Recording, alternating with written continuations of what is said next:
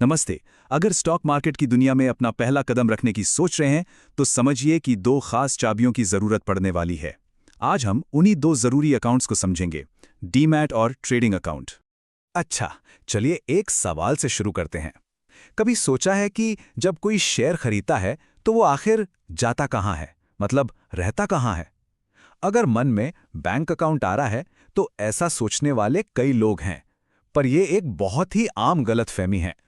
असल में खरीदे हुए शेयर्स एक डिजिटल तिजोरी में रखे जाते हैं। हाँ बिल्कुल, एक इलेक्ट्रॉनिक वॉल्ट की तरह, जो बनाई इसीलिए है कि आपकी सारी सिक्योरिटीज मतलब शेयर्स वगैरह एकदम सेफ रहें इलेक्ट्रॉनिक फॉर्म में। तो इसी से जुड़ा है हमारा आज का टॉपिक। स्टॉक मार्केट में खरीद फरोख्त करने के लिए इन्हीं दो खास अकाउंट्स की जरूरत पड़ती है। चलिए अब जरा गहराई में उतरते हैं और देखते हैं कि ये हैं क्या और काम कैसे करते हैं। तो सबसे पहले बात करते हैं पहले जरूरी अकाउंट की, ट्रेडिंग अकाउंट। इसे आप कह सकते हैं मार्केट तक पहुंचने का आपका पर्सनल पुल। तो ट्रेडिंग अकाउंट का काम क्या है? देखिए, ये आपके बैंक अकाउंट को सीधे स्टॉक एक्सचेंज से जोड़ता है। जब भी कोई शेयर खरीदना हो या बेचना हो तो ऑर्डर आप इसी अकाउंट से देते हैं। सीधे सीधे कहें तो सारा एक्शन यहीं से होता है। ठीक है, एक्शन तो हो गया। अब आते हैं दूसरे जरूरी अकाउंट पर, डीमैट अकाउंट। यह है आपकी सारी संपत्ति के लिए आपकी अपनी डिजिटल तिजोरी।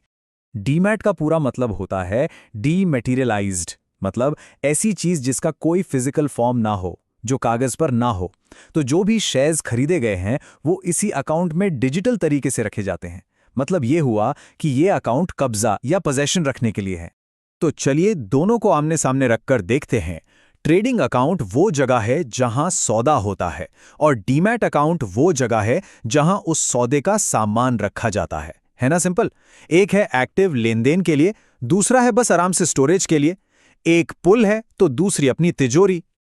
अगर अब भी थोड़ा कंफ्यूजन है तो इसे एक शॉपिंग के उदाहरण से समझते हैं। आपका बैंक अकाउंट हुआ आपका बटुआ जिसमें पैसे हैं। ट्रेडिंग अकाउंट है शॉपिंग कार्ट जिसमें आप ऑर्डर डालने के लिए सामान चुनते हैं। और डीमैट अकाउंट वो है आपकी डिजिटल अलमारी जहां खरीदा हुआ सारा सामान संभाल कर रखा जाता है। अब तो एकदम क्लियर हो गया होगा। तो अब ये तो समझ आ गया कि कौन से अकाउंट चाहिए, पर सवाल ये है कि ये खुलवाएं कहां से? यहीं पर एंट्री होती है ब्रोकर्स की। ये मार्केट में हमारे गाइड की तरह होते हैं। मोटे तौर पर दो तरह के ब्रोकर्स होते हैं। एक होते हैं फुल सर्विस ब्रोकर्स, ये आपको रिसर्च और सलाह भी देते हैं, पर हाँ इनकी फीस थोड़ी ज़्यादा होती है।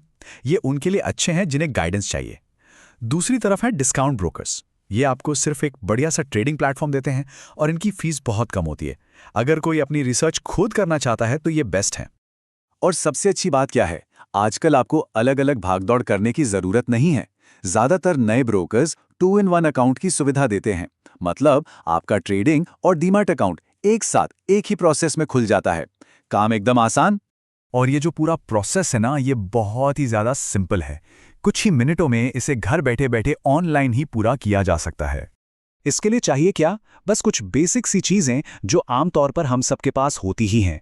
पैन कार्ड, आधार कार्ड, बैंक स्टेटमेंट और एक फोटो, बस। और टाइम कितना लगेगा? ऑनलाइन एप्लीकेशन भरने में मुश्किल से 15 से 20 मिनट लगते हैं और उसके 1-2 दिन के अंदर ही अकाउंट एक्टिवेट भी हो जाता है।